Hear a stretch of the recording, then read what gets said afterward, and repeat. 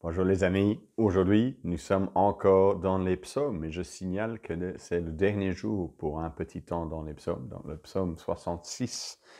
C'est avec celui-là qu'on termine ce matin. Après c'est un chronique, donc au travail un peu plus dans l'Ancien Testament à partir de demain. Mais c'est chouette de terminer avec le psaume 66 parce qu'il y a une combinaison de la nation d'Israël qui loue le Seigneur. Donc ça, nous le voyons dès le début. Poussez vers Dieu, verset 1, des cris de joie, vous tous, habitants de la terre. Donc Israël va chanter les louanges de Dieu. Pourquoi? Parce que Dieu est intervenu dans l'histoire d'Israël. Verset 5, venez voir ce que Dieu a fait, car ses actions sont imposantes en faveur des humains.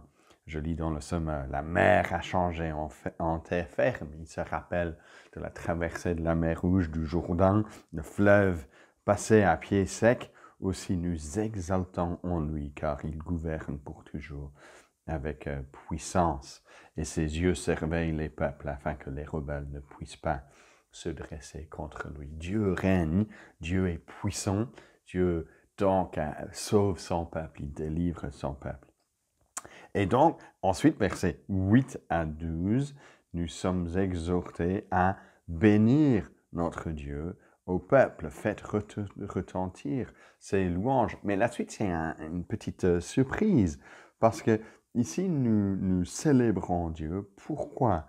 Verset 9, c'est grâce à lui que nous vivons, il nous a gardés de la chute. Tu nous as éprouvés, ô Dieu, tu nous as jetés au creuset. Comment on fait pour l'argent? Tu nous as pris au piège, tu nous as chargés d'un fardeau. Ici, c'est la réflexion mûre d'un chrétien qui sait ce que c'est de vivre sous le châtiment, la discipline de notre Dieu.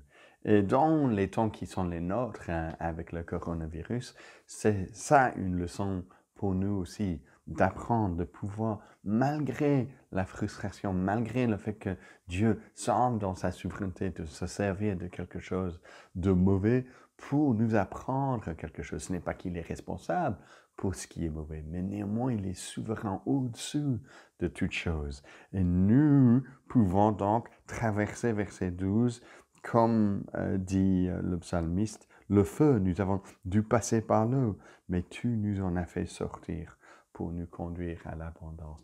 Nous devons maintenir notre foi en notre Dieu qui est grand, qui est puissant, et comprendre que oui, dans cette saison de difficulté, il nous apprend des choses.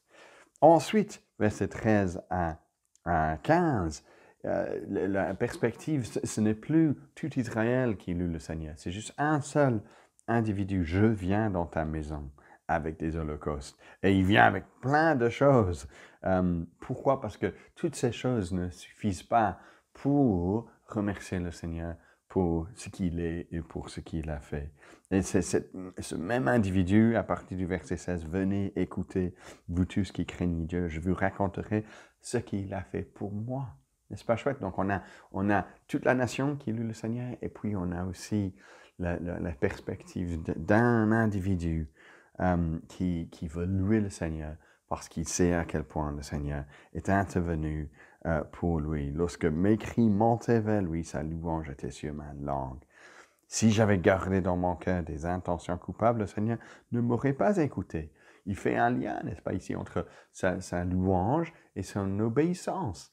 Et ce n'est pas que son obéissance méritait donc la bénédiction, mais c'est qu'il sait qu'il ne peut pas prétendre être quelqu'un qui loue le Seigneur tout en marchant dans une autre façon contre le Seigneur. Et ça, de nouveau, c'est bien pour nous lorsque on veut pousser dans notre génération des cris de joie vers le Seigneur, qu'on n'oublie pas que la louange n'est jamais séparée, distincte d'une louange de toute une vie consacrée à lui. Donc, lorsque maintenant nous terminons les psaumes pendant un petit temps, que nous soyons conscients, comme il termine verset 19, Dieu m'a entendu, il a été attentif à ma prière. Oui, le Dieu qui est là, le Dieu qui est puissant, et le Dieu qui nous entend, le Dieu qui est attentif à ce que nous lui disons. Donc, béni soit Dieu, que ça soit notre expérience, chers amis.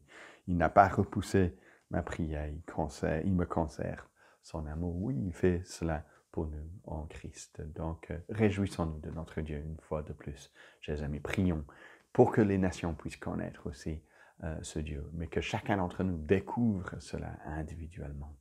Bonne journée.